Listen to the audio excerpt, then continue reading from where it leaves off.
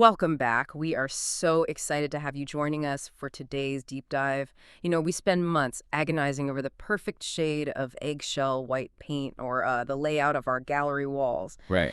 But we rarely give a second thought to the 3.5 inches of space lurking just behind that drywall. So today, we are looking right past the paint and into the hidden world inside your walls. Which is really where the magic happens. Exactly. We are talking about wall insulation.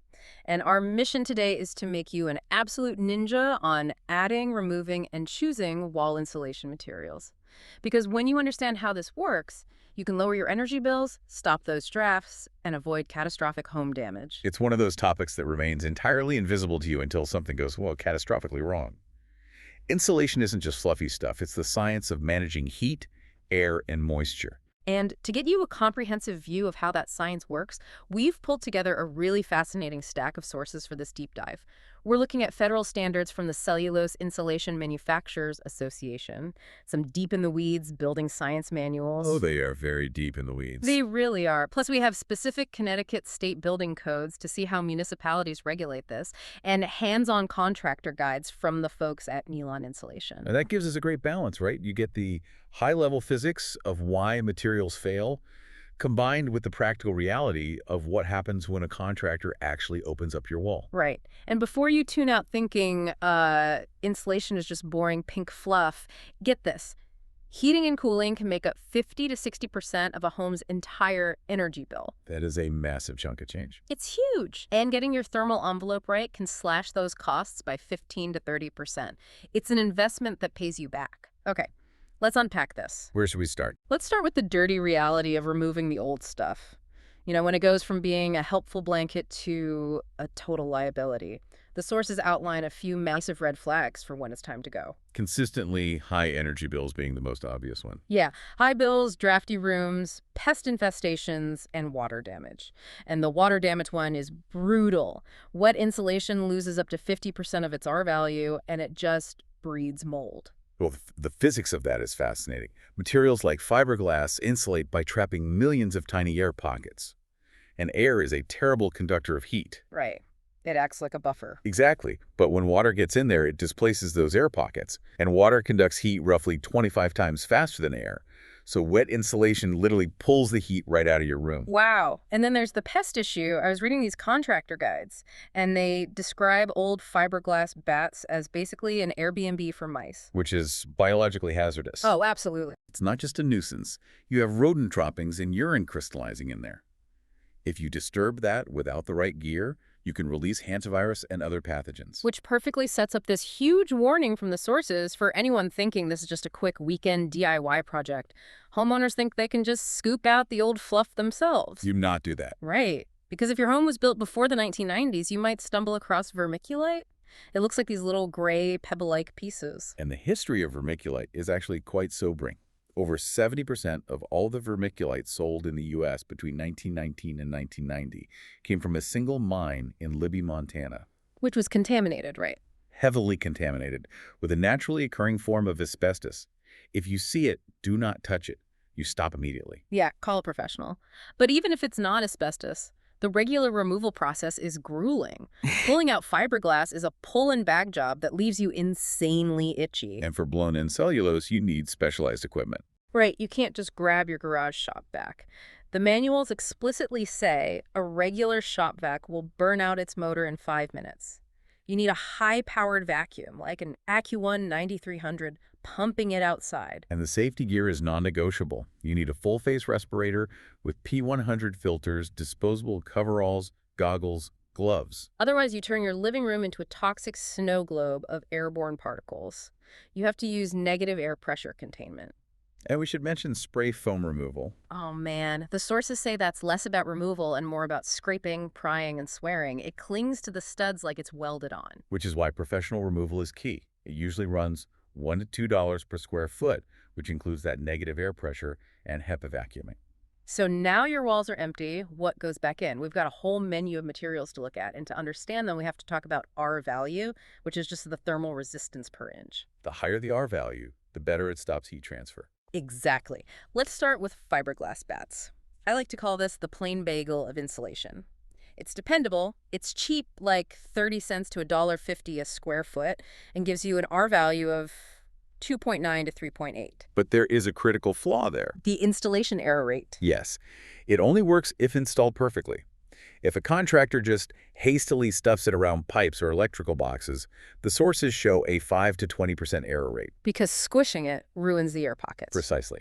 It severely drops its effectiveness. Next up is Cellulose, which is our eco-champion. It's literally up to 85% recycled paper and cardboard. But people always ask, aren't we just stuffing flammable paper into our walls? Right. Seems like a massive fire hazard. But it's treated with boric acid. That makes it highly fire resistant, and it acts as a great pest deterrent. It's also the lowest embodied carbon material commercially available. It actually stores carbon. That's so cool. And it gets an R value of 3.1 to 3.8, and since it's blown in, it fills all those awkward gaps beautifully. But if you want maximum performance, we have to talk about spray foam. The triple espresso overachiever. It's pricey, around $1.50 to $5 a square foot, but the performance is massive. Well, you have to differentiate between open cell and closed cell. Open cell gives you R3.6 to 4.0. It's softer, and it expands to about 3 inches. And closed cell is the really dense stuff, right? Exactly. Closed cell hits R6.0 to 7.0. It's rigid, acts as an impermeable moisture and air barrier, and even adds structural strength to the wall. But there's a big safety catch from the building codes. All foam plastics have to be covered by a thermal barrier, like half-inch drywall, for fire safety. You can't just leave it exposed. That is a universal code requirement, yes. Okay, next we have mineral wool, or rock wool. This is the tough guy of the group. It's like a multi-tool. Its traits are genuinely impressive. Because it's spun from rock and steel slag, it's completely non-combustible. It melts above 2,000 degrees Fahrenheit. It's also great for sound deadening. And it's completely water repellent, but vapor permeable, so the walls can breathe. Which is vital for moisture management. And lastly, rigid foam boards, like EPS, XPS, and polyiso. These are mostly for continuous exterior insulation.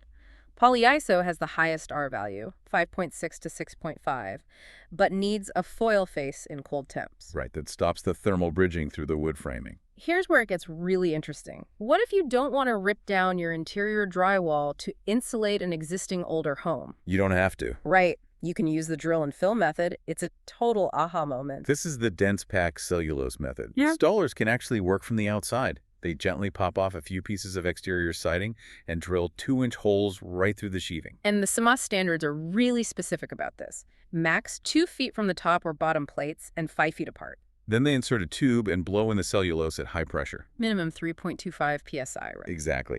It packs the cavity so densely that the material becomes self-supporting. It will not settle over time. And the cleanup is brilliant. They just plug the hole, pop the siding back on, and it's like they were never there, except your house is suddenly quiet and draft-free. Yeah. And it only takes 1 to 2 days. It is a great system. Yeah. But we have to issue a crucial warning for anyone with an older, historic home.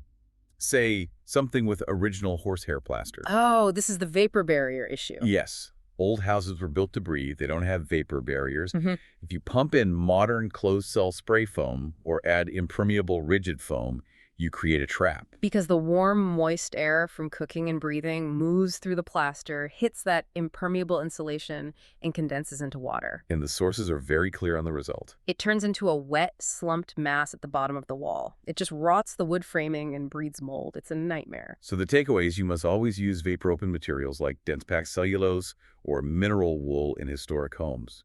The moisture has to be able to escape. So to synthesize all this, it really comes down to the fact that insulating your walls is a precision science. It really is.